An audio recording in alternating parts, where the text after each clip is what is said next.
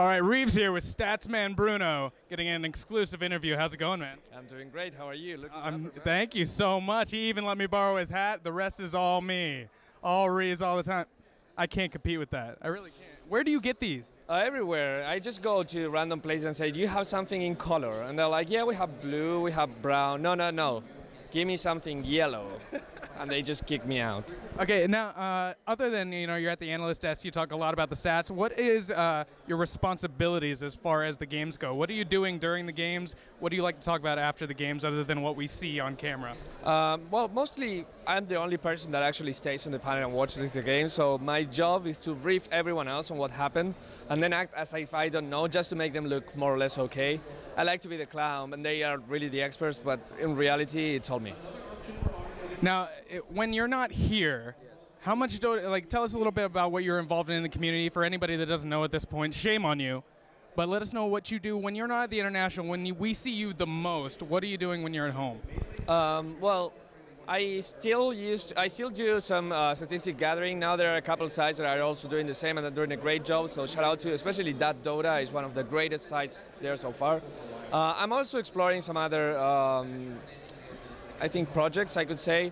There is this problem with people being unhappy with matchmaking. That doesn't mean there is a problem with matchmaking in itself, but people are trying to just make it more meaningful, more significant, and make it an experience where they can actually make friends while playing and not just something that you play with someone, then you leave and you don't see them anymore. So I'm working something based on IXDL. I've been talking to IX Mike, so we're trying to build something kind of like a community out of it, and not only for that, but also to create a tournament system that can also work for Dota 2 and other games in the future. All right, one final question. You see these teams a lot. Is anybody really standing out, doing anything particularly strange, something you're not used to seeing stats-wise? You are Statsman Bruno, I have to ask. Well, Slardar brought, Orange brought Slardar a few games ago, and I think that's amazing because I still think that's a very weak hero, and you have to build so much around him for it to work.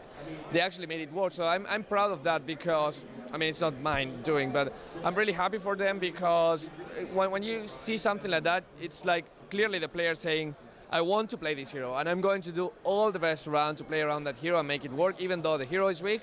And doing that in the biggest stage at the International, when the getting out is on the line, everything is on the line, I have to take my hat off, and I'm rooting for Orange now. You got to give it up to the teams that do the kind of odd lineups and then somehow manage to make them work. Well, that's all the time I'll take. Thank you so much. Anything left to say? Anybody shout-outs? Anything? Shout out to everyone watching the International. I mean, it's been 4 long days. There's a 5th day at the end. It's going to be amazing.